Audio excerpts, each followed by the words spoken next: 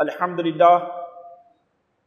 لله الذي نحمده ونستعينه ونستغفره ونؤمن به ونتوكل عليه ونعوذ بالله من شرور أنفسنا ومن سيئات أعمالنا من يهده الله فلا مضل له ومن يضلله فلا هادي له ونشهد أن لا إله إلا الله وحده لا شريك له ونشهد أن سيدنا ومولانا محمدا عبده ورسوله. قال الله تبارك وتعالى في القرآن المجيد: فأعوذ بالله من الشيطان الرجيم بسم الله الرحمن الرحيم فلولا كان من القرون من قبلكم أولو بقية ينهون عن الفساد في الأرض إلا قليلا ممن أنجينا منهم واتبع الذين ظلموا ما أترفوا فيه وكانوا مجرمين وما كان ربك ليهلك القرى بظلم وأهلها مصلحون. وقال تعالى في موضع آخر: ومن يتق الله يجعل له مخرجا ويرزقه من حيث لا يحتسب ومن يتوكل على الله فهو حسبه إن الله بالغ أمره قد جعل الله لكل شيء قدرا. وقال تعالى: يا أيها الذين آمنوا استعينوا بالصبر والصلاة إن الله مع الصابرين. صدق اللہ العلی العظیم. بزرگان محترم، نوجوان دوستو، پیارے بچوں، عزت مآب بہنوں، السلام علیکم ورحمۃ اللہ وبرکاتہ. آج کے اس خطبہ جمعہ میں نے جن آیات کریمہ کو آپ کے سامنے بطور تذکیر پیش کی، وہ آیات کریمہ سورہ ہود اور سورہ طلاق اور سورہ بقرہ سے ماخوذ ہیں. اللہ تعالیٰ نے سورہ ہود کے آخری رکوع میں آیت نمبر 116 اور 117 میں ایسی باتیں بیان فرمائی ہے جو ان لوگوں کو دہلا دیتی ہیں، لرزا دیتی ہیں جو اللہ پر اور یوم آخر پر ایمان رکھتے ہیں. اللہ تعالیٰ سورہ ہود میں یہ بات ارشاد فرماتا ہے کہ پھر ایسا کیوں نہ ہوا کہ وہ قومیں، وہ امتیں جو تم سے پہلے ہلاک کر دی گئی، جو تم سے پہلے اللہ کے فیصلے عذاب کی مستحق قرار پائی، کہ ان میں ایسے لوگ موجود ہوتے جو زمین سے فساد کو روکتے، مگر ایسے لوگ بہت تھوڑے تھے، بہت کم تھے. سو ہم نے ان لوگوں کو نجات دی، ان کو بچا لیا. اور وہ لوگ جو ظالم تھے وہ اپنے عیش و عشرت میں اور اپنی مادی نعمتوں میں پڑے رہے، ظلم کی روش پر گامزن رہے اور مجرم بن کر دنیا میں زندگی گزارتے رہے. وَمَا كَانَ رَبُّكَ لِيُهْلِكَ الْقُرَىٰ بِظُلْمٍ وَأَهْلُهَا مُصْلِحُونَ. اور اے پیغمبر محمد صلی اللہ علیہ وسلم، یہ تمہارے رب کا کام نہیں ہے کہ وہ بستیوں کو ناحق ہلاک کر دے، بستیوں کو، قوموں کو ناحق ہلاک کر دے، برباد کر دے، جبکہ ان کے درمیان اصلاح کرنے والے لوگ موجود ہوں. یہ جو سورہ ہود کی آیت نمبر 116 اور 117 آپ کے سامنے پیش کی گئی ہے، اگر ہم سورہ ہود کے تمام مضامین پر غور کریں تو ایک بات ہمارے سامنے آتی ہے. رسول خدا صلی اللہ علیہ وسلم کے بارے میں وہ روایت کہ جب سیدنا ابوبکر صدیق رضی اللہ تعالیٰ عنہ نے آپ کے سر پر سفید بال بکثرت دیکھے اور ایسا محسوس کیا کہ کوئی غم ہے جو آپ کو کھایا جا رہا ہے، اور بڑھاپا ہے آپ پر طاری، جو ہے آپ پر بڑھاپا طاری ہوتا ہے، تو سیدنا ابوبکر صدیق رضی اللہ تعالیٰ عنہ نے اپنے محبوب رسول خدا صلی اللہ علیہ وسلم سے یہ سوال پوچھا کہ کون سی چیز ہے جو آپ کو بوڑھا کر رہی ہے؟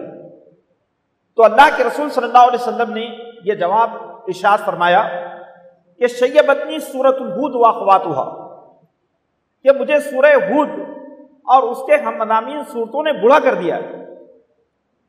سورہ ہود قرآن مجید کی وہ صورت ہے کہ جس میں اللہ رب العالمین نے ان قوموں کا ذکر کیا ہے جو قومیں اللہ کے فیصلے عذاب کی مستحق قرار پائی ہیں.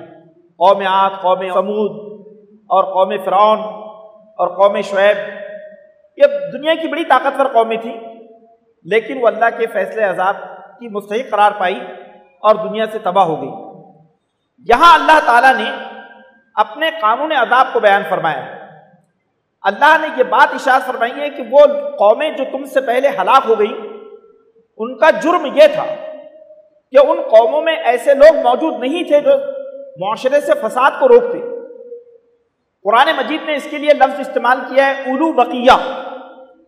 بقیتن کے معنی ہوتے ہیں فہم، سمجھ، خیر، یعنی کہ وہ لوگ جو فہم والے ہو، سمجھ والے ہو، بصیرت والے ہو، دیدہ بینا رکھتے ہو، جو حق کے علمبردار اور سچائی کے داعی ہو، ایسے لوگ ان کے درمیان ناپید ہو چکے تھے۔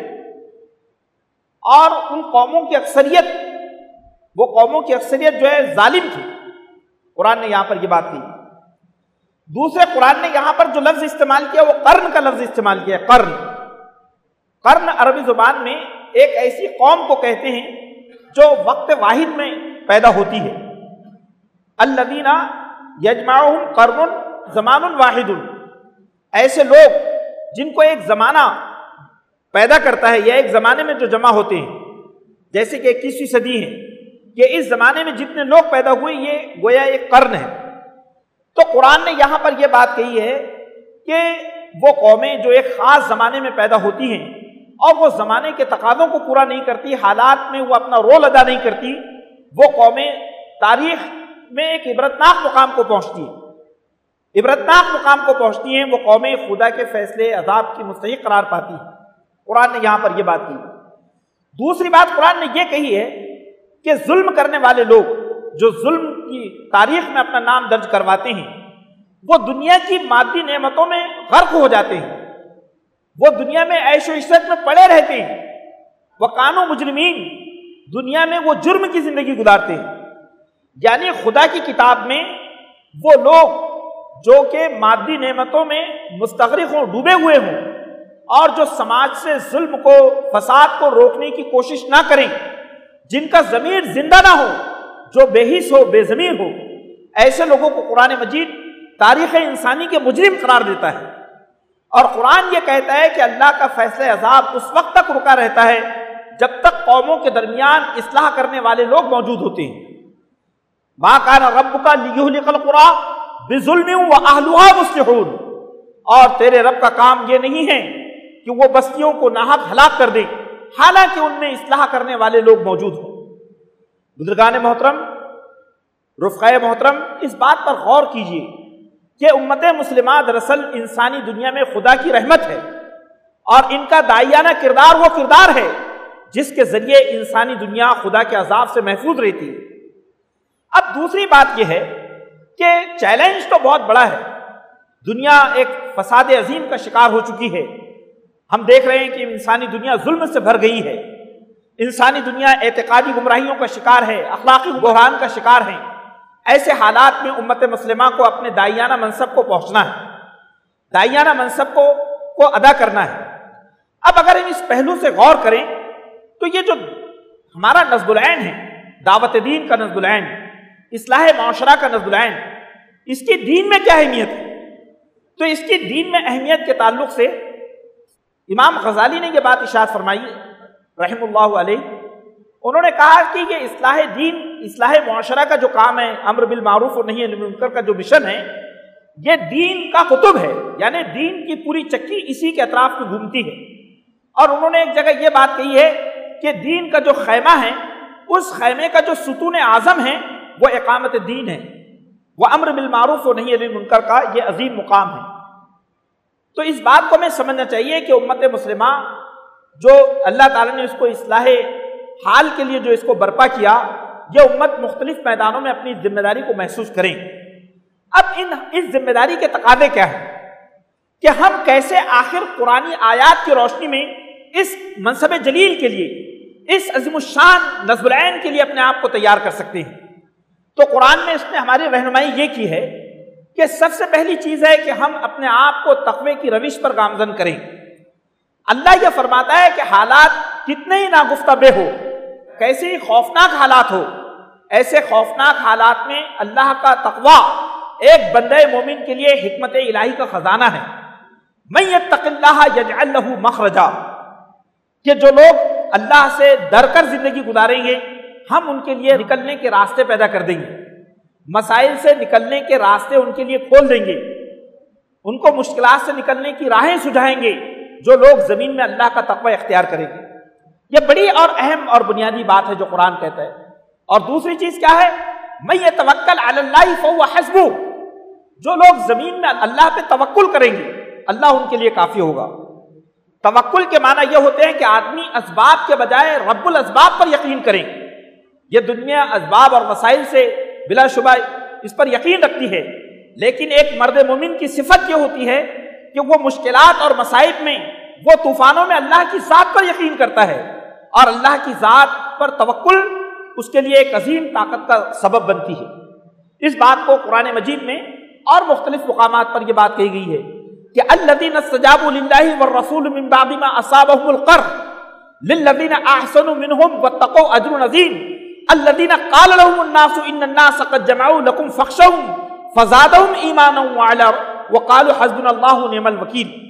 یہ بات قرآن کہتا ہے کہ وہ لوگ جنہوں نے اللہ اور اس کے رسول کی پکار پر لبیک کہا اور اس کے بعد ان کو مصیبتوں نے گھیر لیا، ان کو مصیبتوں نے اور مشکلات ان پر ٹوٹ پڑی، تو وہ احسان کی روش پر اور تقوی کی روش پر گامزن رہے، ان کے لیے اجر عظیم ہے، یہ قرآن نے کہا۔ لیکن قرآن نے آگے اور ایک بات یہ کہی ہے کہ یہ وہ لوگ ہیں کہ جب لوگوں نے ان سے کہا کہ لوگ تمہارے مخالفت میں اور تمہارے وجود کو مٹانے کے لیے جمع ہو گئے ہیں، ان الناس قد جمعوا لکم، لوگ تمہارے خلاف مجتمع ہو چکے ہیں، فخشوہم، لوگوں سے ڈرو، تو فزادہم ایمانا، اس چیز نے ان کے ایمان میں اضافہ کیا، یعنی مخالفتوں نے اور ان کے خلاف جو کیفیت ہے اس چیز نے ان کو مضبوط ایمان کا جو ہے علمبردار بنا دیا، اور انہوں نے کہا قالوا حسبنا اللہ ونعم الوکیل، انہوں نے کہا کہ ہمارے لیے اللہ کافی ہے، اللہ ہمارا وکیل ہے۔ بزرگان محترم، اس موقع پر یہ بات بھی ہمیں سمجھنا چاہیے کہ ایسے حالات میں ہمیں نماز سے تعاون حاصل کرنا چاہیے۔ نماز اور صبر یہ دو عظیم ہتھیار ہے جو قرآن مجید اس منصب جلیل کے تقاضے کے طور پر بطور ہتھیار ہمارے سامنے پیش کرتا ہے۔ یا ایھا الذین آمنوا استعینوا بالصبر والصلاۃ، کہ اے لوگوں جو ایمان لائے ہو صبر اور نماز سے مدد حاصل کرو۔ تو یہ بڑی بنیادی بات ہے کہ یہ جو نماز ہے، یہ نماز ایسے حالات میں خصوصی اللہ سے تعلق، والذین یبیتون لربہم سجدا وقیاما، یہ جو کیفیت ہے جو قرآن بیان کرتا ہے کہ قم اللیل الا قلیلا نصفہ او انقص منہ قلیلا وزد علیہ ورتل القرآن ترتیلا۔ تو یہ نماز دراصل ایک مومن کے لیے روحانی قوت کا سرچشمہ ہے، اور صبر یہ دعوت کے میدانوں میں، اقامت دین کے میدانوں میں، اصلاح معاشرہ کے میدان میں جو ہے ہمارے لیے استقامت ہم کو فراہم کرتا ہے۔ تو یہ بہت بنیادی چیزیں جو قرآن کی روشنی میں ہمارے سامنے آتی ہیں۔ تو ایسے حالات میں ضرورت اس بات کی ہے کہ ہم ان چیزوں کو سمجھیں۔